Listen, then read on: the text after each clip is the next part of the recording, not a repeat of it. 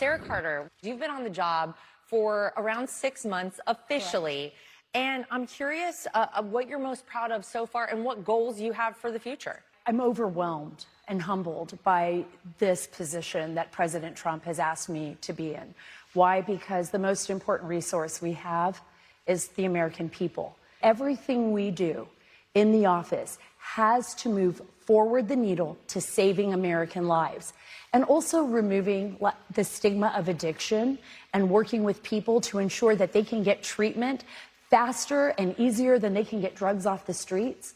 I think what makes me proudest right now is the fact that we are thinking outside the box. Our wastewater testing, where we can actually measure what drugs are in the system throughout the United States, really working closely with HHS and DEA and our Homeland Security Task Force teams that are working closely with our high-intensity drug trafficking area teams, all working towards one goal, to saving American lives. And that means getting rid of the cartels, Laura. That means following President Trump's directive to eliminate them.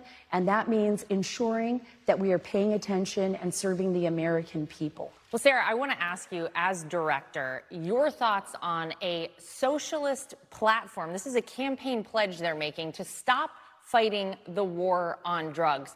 What do you think of that campaign platform? I think it's an absolute disaster.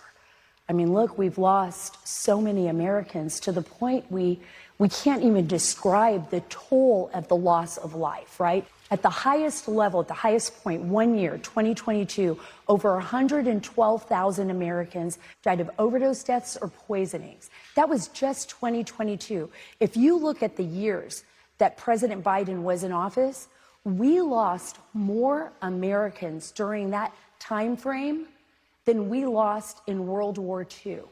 Over 500,000 Americans, and this isn't just numbers on a board. These are real people who have suffered. They're 13-year-old kids that went on Snapchat, thought they bought an Adderall, and ended up at home dead in their bedroom with a fentanyl poisoning or a fake pill. This is how serious this is, because we have enemies that are intent on destroying us. And this is the reason why President Trump has empowered the administration to target these cartels, to eliminate them, and to also target nation states that would be willing to taint our supply chain with poisons that are killing our children. So absolutely not. The Democrats' end on the war on drugs would be the beginning of the end of the American people. You just noted there is a concerted effort to address these drug cartels. Just this week, federal investigators seized 140 weapons that they believe were part of a major firearms trafficking operation via the Sinaloa cartel. So for anyone out there, Sara, who might doubt that these cartels are a big problem and that this administration is directly addressing them, what do you say? Whether it is Sinaloa or CJNG or Beltran Leyva or La Familia, wherever they are at, you will no longer operate with immunity in the United States. We have stopped, for the first time, allowing the border to be an open, porous border where drugs were flowing in, where people were flowing in, where people were being trafficked, women and children. We are hitting them, Laura, at every single choke point. Whether that's in Puerto Rico through the mail, where we ran massive operations and seized tons of drugs and weapons and fentanyl, or whether that's in the most remote places of Alaska, where I've been twice in an effort to stop the drugs from flowing into our tribal communities so that the children, even in the most remote areas of America, are not being poisoned. More than 2 decades, I've spent my life on that border, and I have never seen in that entire career somebody who cared more about the American people and wanted to protect our nation more than President Trump. And that's the reason why I'm here. Well, you mentioned this earlier, and I know you guys are using tactics and techniques that maybe haven't been employed in these specific ways before. You talked about wastewater testing. So give me a little bit more on that, because that is helping identify drug use and trafficking in real time. Now, we are not violating anybody's Fourth Amendment.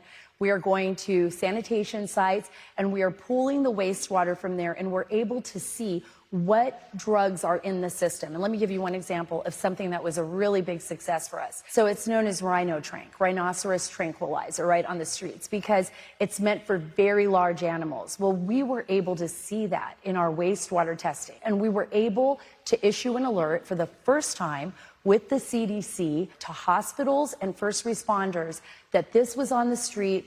Be prepared for it. So we're already making a difference because we're thinking outside the box. And especially in this day and age when technology is so readily available, it's unlike anything we've ever seen. I akin this to the Industrial Revolution. We have artificial intelligence. We have the top scientists working on these projects. We can save American lives. I wonder if you can explain, especially when it comes to not only holding criminals accountable who are, trafficking illicit drugs, but simultaneously taking the stigma out of addiction and helping. There is a big group effort here with this administration to tackle both of those. You can see the smile coming on my face as you were saying that, because it is exciting. I can pick up my phone. I can call Terry Cole. At the DEA, I can reach out to Stephen Miller. I can contact Catherine Burgum, Secretary Kennedy. We all speak to one another, and we're all speaking the same language. It's not a competition.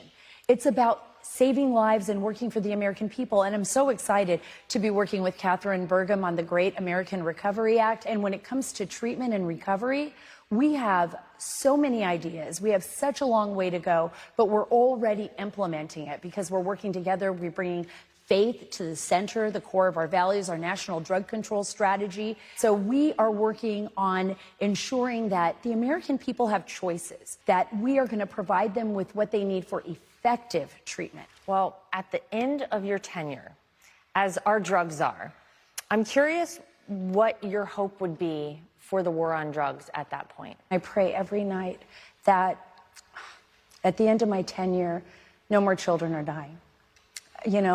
It's very hard. You're a mom, I'm a mom. I can't even imagine the kind of impact it has when a person loses their child in such a